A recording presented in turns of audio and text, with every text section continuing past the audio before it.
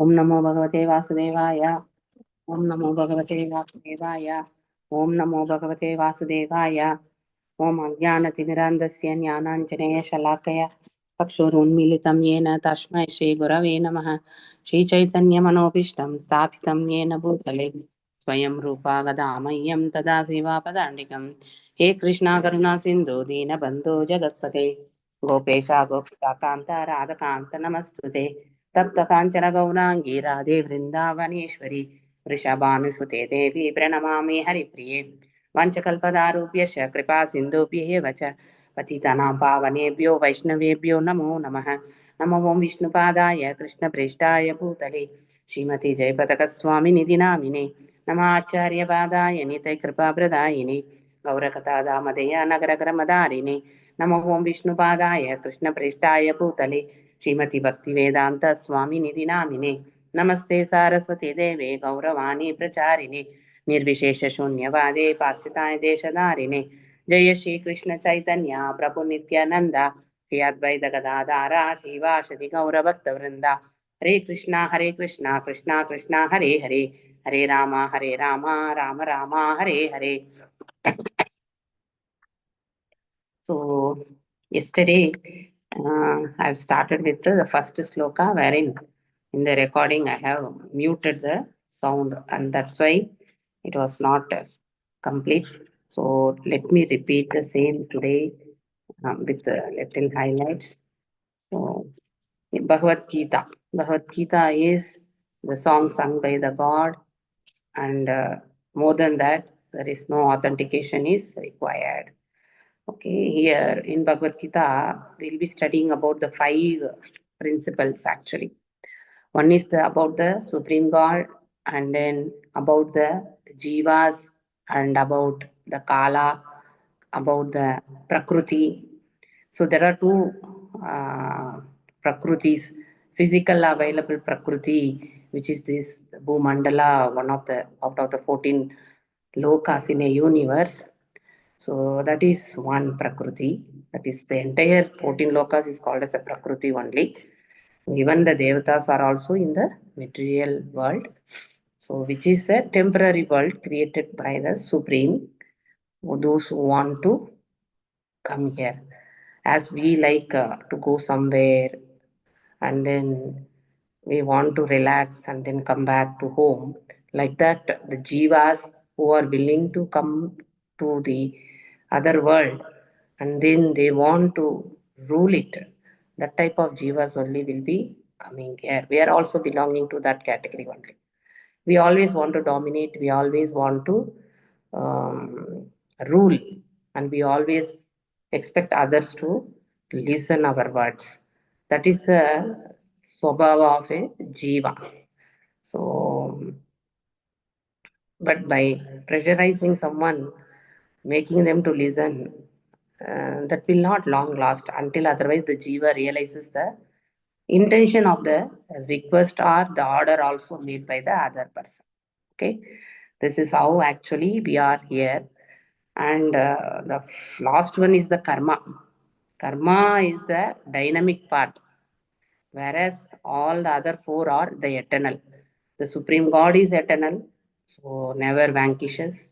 And the Supreme, and then the Jiva, who is the part and parcel of the Supreme. So Nitya. So he is also eternal. And Kala is the Kala Rupa, which we will be studying in the 11th chapter of Bhagavad Gita. So the Supreme God will be showing his Vishwarupa, Kala Rupa, Divya Rupa, everything he will be showing in that 11th chapter. And so Kala in this world is bound.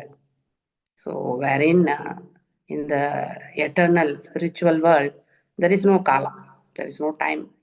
And it is a self-illuminated place, always illuminated. Whereas this world is bound to the Kala, and that's why we are seeing the day and night. And karma is the action performed by the living entity. This will be always changing, and only the humans are bound to the karmic reactions. So no other entity is bound to the karmic actions in this world, in this Bhumandala. Other other jivas are still working, are still behaving, are still acting as per the principles defined by the God. So there is no change. So initially, the atoms, the six atoms is called as Paramanu. Those things and all is very detailed. We can study once we complete Bhagavad Gita in Bhagavatam. I will explain. Whereas the anus and the time distance based on that only the Vedic scriptures have been calculated. And this jiva is a very simple spark, and then it actually floats in the five vayus inside prana, which is we are inhaling and exhaling prana, apana, vayana, samana, and udana. Even in the Vedic rituals, if you observe any of the Vedic injunctions, at the end, the offering to the Supreme God will be made through these five. So this is the living force. So that's why how come this small park is giving the entire body the feeling or the conscious, how it is giving is through these five vayus only. One part of one vayu will be like a swasa, another vayu will work is the upper part and the lower part, another vayu, one vayu, vayana vayu is the entire body actually it will be roaming. That's the reason we feel the conscious, and then when one part of the body is having a pain, the entire, that is the mind, everything is focused on that. This is how actually the jiva's presence is considered. So this jiva is bound to these three gunas always in this world. When this in this Bhagavad Gita, many places Arjuna has been advised or directed, we can tell, to think about that and raise about the three gunas. Each jiva has to raise about these three gunas. Even sattva also is a bounding factor. We will come back again here. But one should raise to sattva guna to go to the above three gunas. Rajas, Tamas. Tamas is the worst guna which we have to. Ignorance is not an excuse actually. Whatever action we perform in ignorance also is bound to the karmic actions. So there is no excuse, like mother excuses son or daughter doing mistakes. Correct now? Yes, Supreme God excuses us in many aspects, but still we should not misuse that. A person who is in ignorance is his duty. He has to raise above the ignorance, always telling that I am not aware of this and I don't know this. All those things is not an excuse. The karmic actions, whichever we have performed in the ignorance, is also bound and we have to pass through.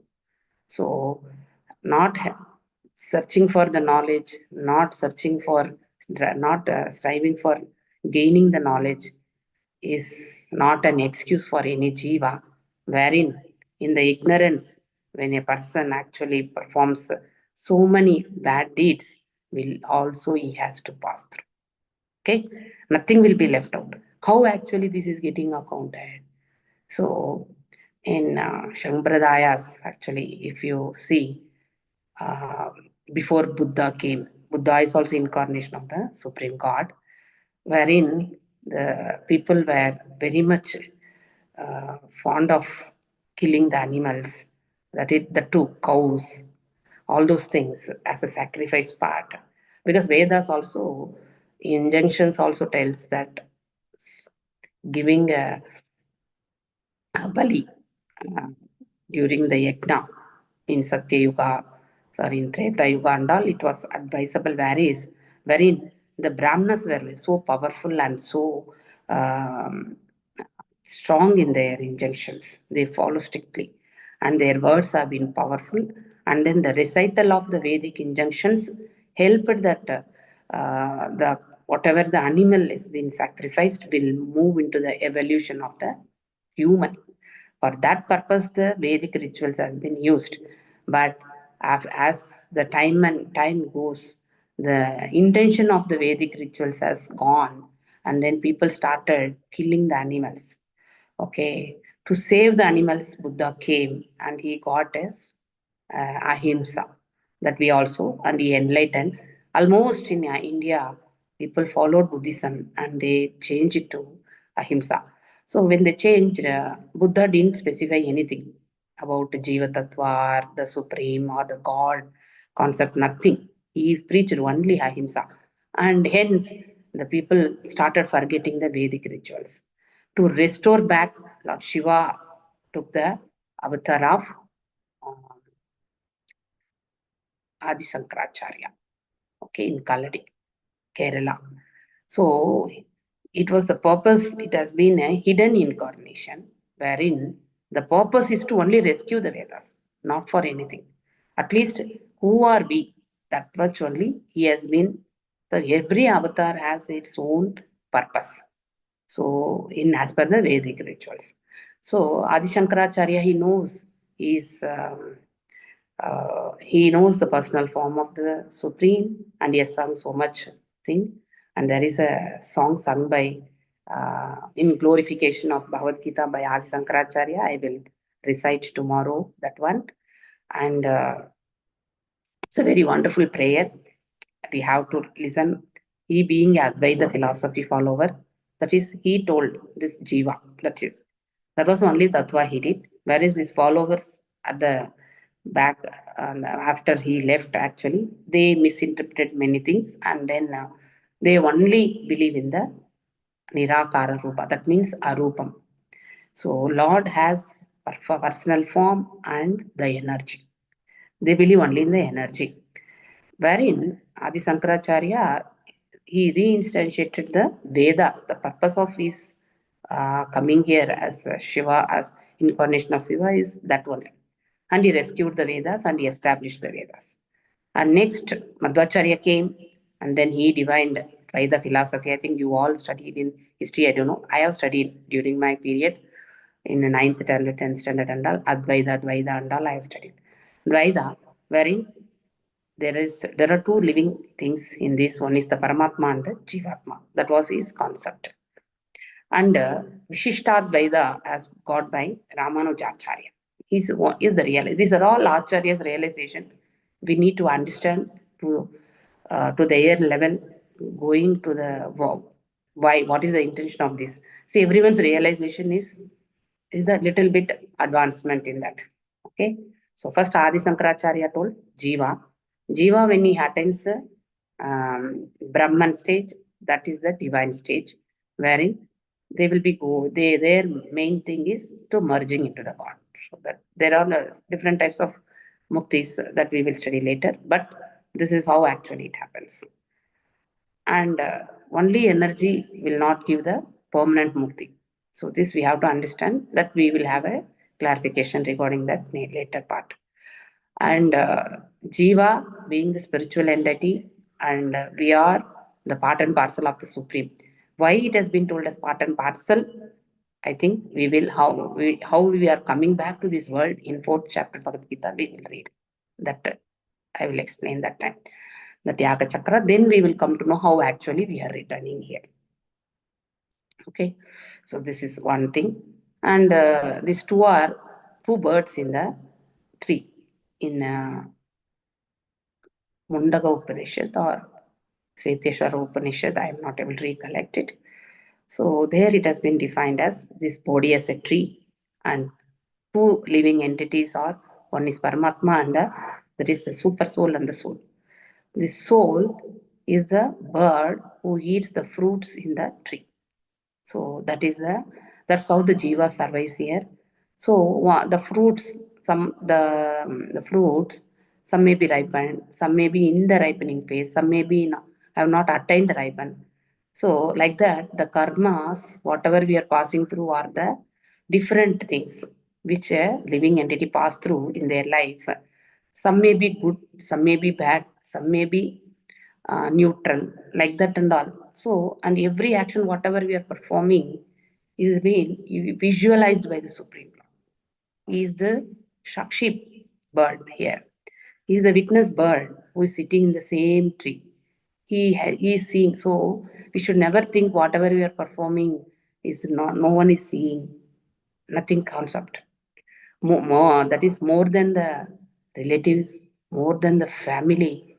One person who is very, very near, sitting near to us is the Paramatma.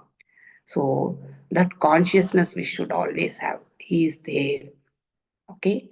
So as per the Shastras only I'm telling, there is nothing related to anything. So we have to follow this. This is the ground rule. Shastras are created by the first. Initially, it has been from the Supreme God to Brahma. Brahma has distributed here. Okay. So we need to accept it. That's very important. So this is what the concept has been spoken by Madhvacharya.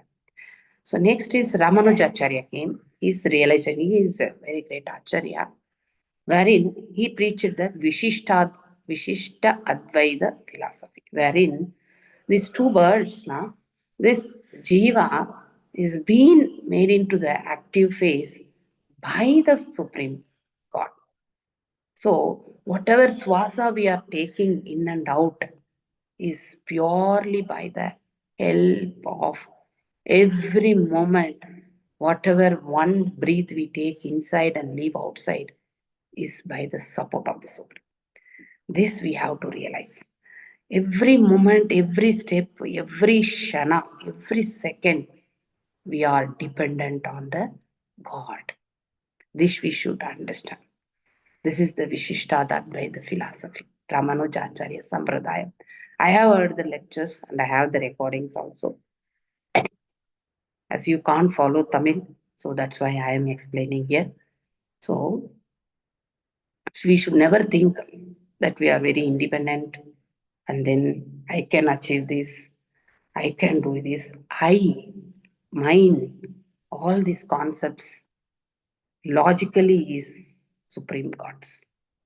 We are only the temporary using people here. We come here, utilize that and go. Like how we go to a resort, stay there, utilize the facility by paying, and then we are coming back home. Wherein here we want to come here and we want to rule it, this world. That's the reason we come here. And some people will rule also, and some people will always serve. So the basic quality of a jiva is serving. We always do service only. One or the other way, we'll always be working for something, or we'll do some support or service to any person physically also. That is our intention. Servitor attitude is the attitude of a jiva. So that we need to understand. Okay. So with this, I conclude today's one short introduction about the Bhagavad Gita. And daily I will be giving the tips which is required for you to come up in life. This is the only intention, nothing else. So I humbly request my kids to please listen. Please listen. These are not my words.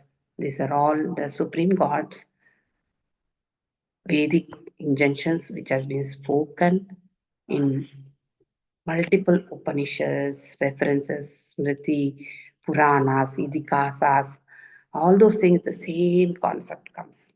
The references also I am telling. Okay. So I humbly request both of you to listen this. Samya also I am going to share this. Samya, you have to listen Vedama's words so that you will come up in life in a very stable manner. Okay. You should know the reality of the life. Then you can achieve the wonders.